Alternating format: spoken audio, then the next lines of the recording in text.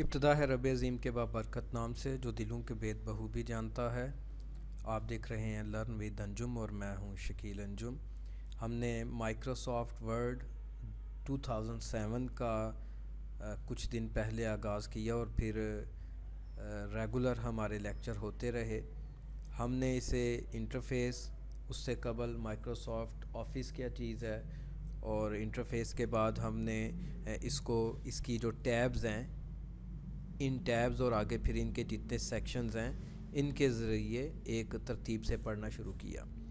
यहाँ पर हमने अब ऑनलाइन भी हमारे चूँकि वीडियोस लेक्चर होंगे तो कोशिश की कि वो कमियाँ या खामियाँ जो पहले कोई मौजूद थीं अगर, तो वो दूर की जाएं। उसमें मुख्तलिफ़ ज़राए से हेल्प ली गई, लेकिन वो कमांड्स या वो वाली तमाम ऑप्शंस जो इस्तेमाल नहीं की जाती, और बाकी भी मैंने जितने मेरे सोर्सेज थे वही चीज़ें हमने की हैं जिनका माइक्रोसॉफ्ट वर्ड में इस्तेमाल किया जाता है, जो एक एक्सपर्ट के पास जिनके एबिलिटी जो है वो होनी चाहिए।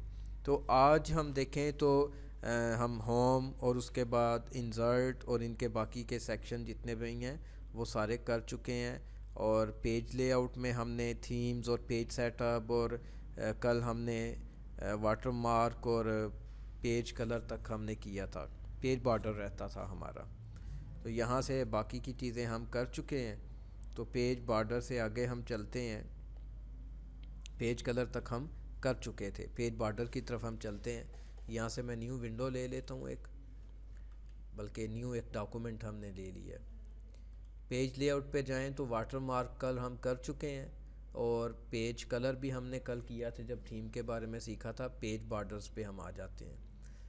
तो पेज बॉर्डर पे जैसे ही मैंने क्लिक किया तो हमारे पास एक पॉपअप या एक विंडो जिसे हम बोलें वो अपीयर हो चुकी है। यहाँ पर आपको इसके भी 3 टैब नज़र आ रहे हैं, बॉर्डर्स, पेज बॉर्डर और उसके बाद शेडिंग का। बॉर्डर सिंपल जो है ये बुनियादी तौर पे लाइन या पैराग्राफ को हम जो बॉर्डर देते हैं ये उसके लिए इस्तेमाल किया जाएगा, जबकि पेज बॉर्डर अपने नाम से हमें बता रहा है कि हम जब अपने पेज पे लगाते हैं। मिसाल के तौर पे यहाँ से मैं शेडो लगा देता हूँ, ये सिंपल है। इसकी विड्थ मैं थोड़ी सी ज़्यादा कर लेता हूँ ताकि आपको वाज़े तौर पे नज़र आए कि हमने बॉर्डर कौन सा लगाया है।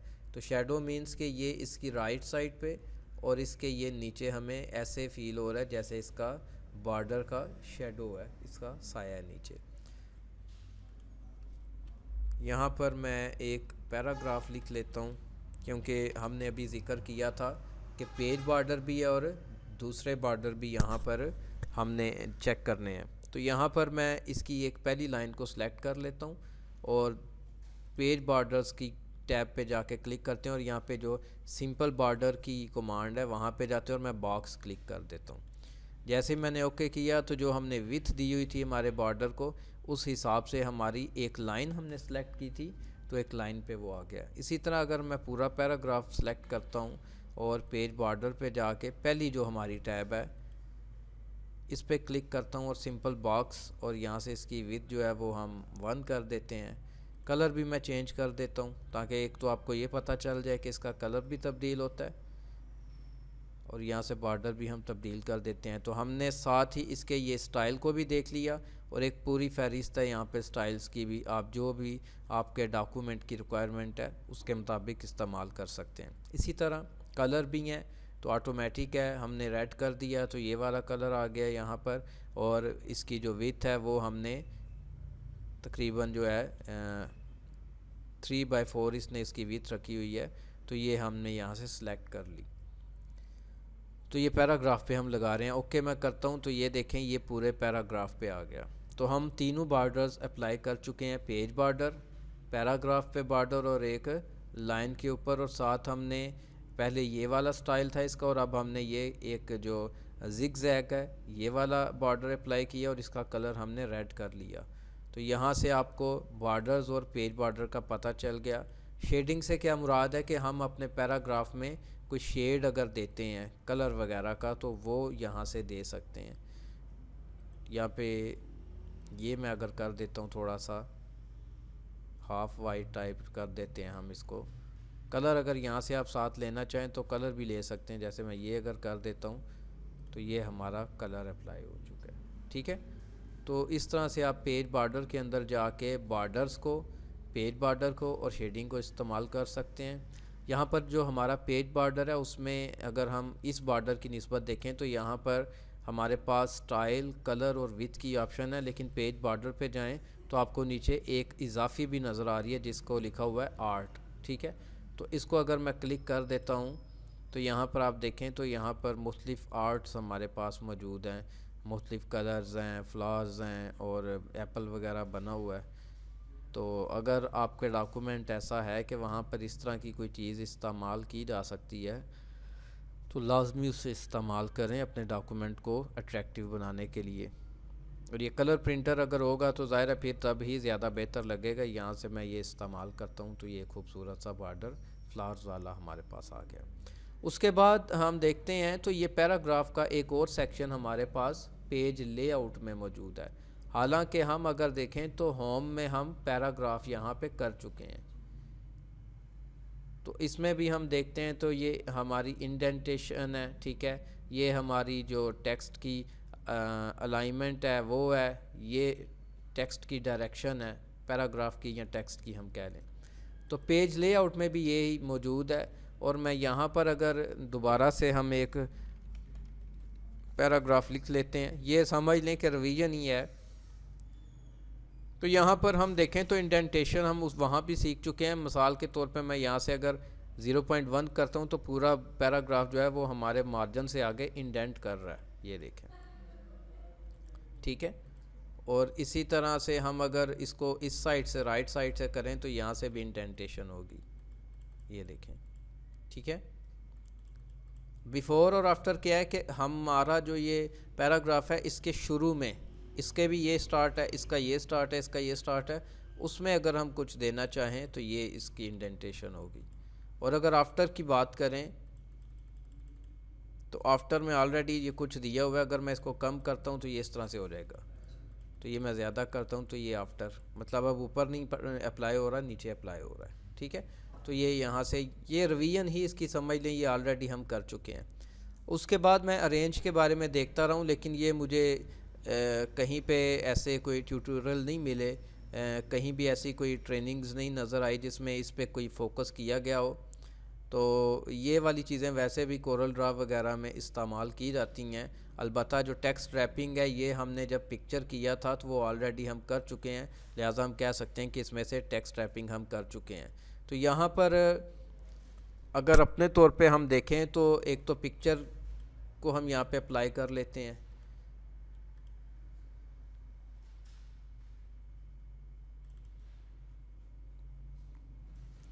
इसका साइज़ छोटा मैं कर देता हूँ। तो यहाँ पे ये पोजीशन है, तो ये हमें पोजीशन बता रहा है कि किस पोजीशन में हमने इसको रखना है। तो ये मुख्तलिफ़ पोजीशन हैं, आप उन पोजीशन में अपनी पिक्चर को रख सकते हैं। उसके साथ ब्रिंग टू फ्रंट और सेंड टू बैक है, तो हम यहाँ से एक ऑटो शेप इंसर्ट कर लेते हैं।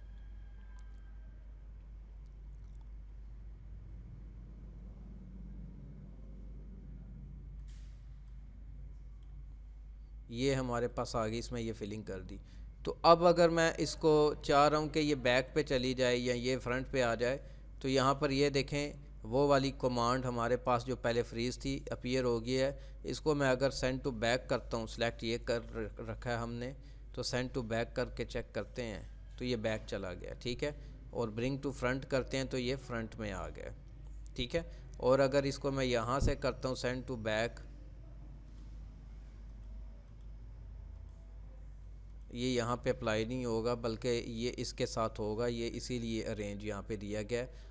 अलबत्ता ये जो हमारे पास टेक्स्ट रैपिंग थी इसको हम देखें तो ये जो रैपिंग है, तो यहाँ पर अगर हम इसको बिहाइंड टेक्स्ट करेंगे तो वो पीछे चला गया।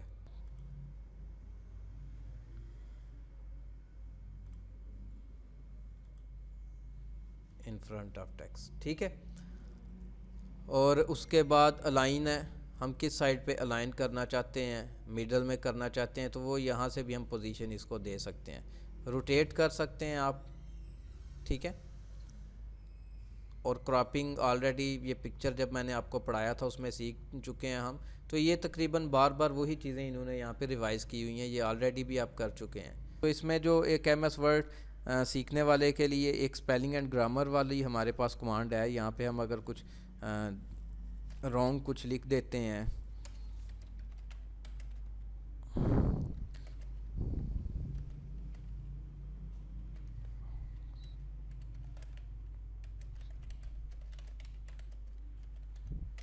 तो मैंने यहाँ पे ये जानबूझ के दो मिस्टेक्स की हैं, एक रेड मैंने कर दिया और एक ग्रीन।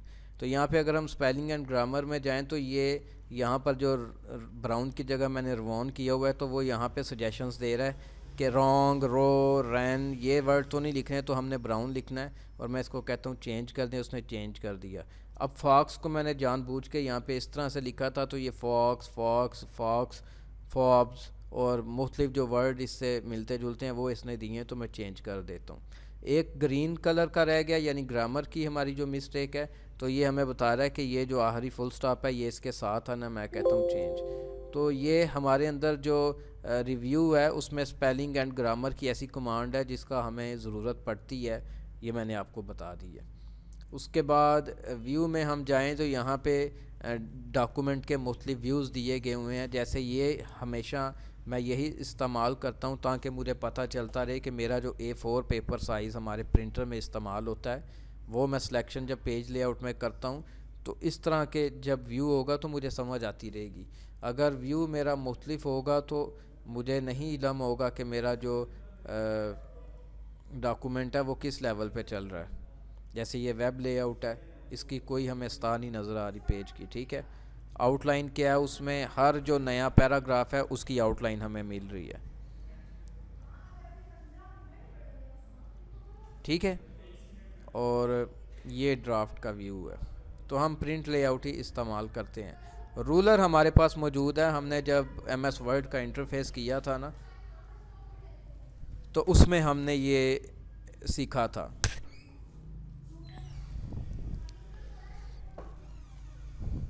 तो रूलर को अगर यहाँ पे जो ये टिक हुआ है इस चेक बॉक्स में, अगर मैं इसको अनचेक करता हूँ तो यहाँ से रूलर हमारा हाइड हो गया। ऐसे गाइडलाइंस होती हैं, ये हमारे पास गाइडलाइंस आ गई हैं। डॉक्यूमेंट मैप में ये हमें बताता रहता है। मिसाल के तौर पे यहाँ पर मैं अगर थंबनेल्स कर देता हूँ तो ये हमें बता रहा है कि आपके कितने पेज बन गए हैं, किस पेज पे क्या डिज़ाइनिंग हुई है। जूम है, आप यहाँ से जूम इन या जूम आउट कर सकते हैं। मैं जूम इन करता हूँ तो इस तरह से, और यही काम हम यहाँ से, हमारे पास जूम का स्लाइडर है, यहाँ से भी हम करते हैं, ठीक है।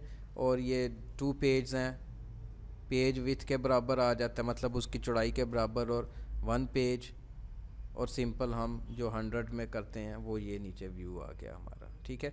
न्यू विंडो में सेम इसी की एक और विंडो आ जाएगी। ये देखें, ये बता रहा है कि डॉक्यूमेंट 3 है और ये उसका दूसरा हिस्सा है। अगर हम देखें तो यहाँ पर इसको मैं क्रॉस करता हूँ तो ये देखें, ये सिंपल 3 है, वो इसका 3/2 आ रहा था, ठीक है।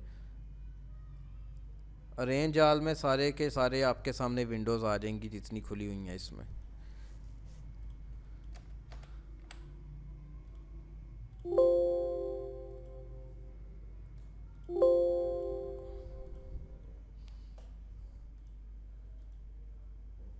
स्प्लिट है, आप अपनी स्क्रीन को 2 हिस्सों में तकसीम कर देते हैं इस तरह से, ठीक है।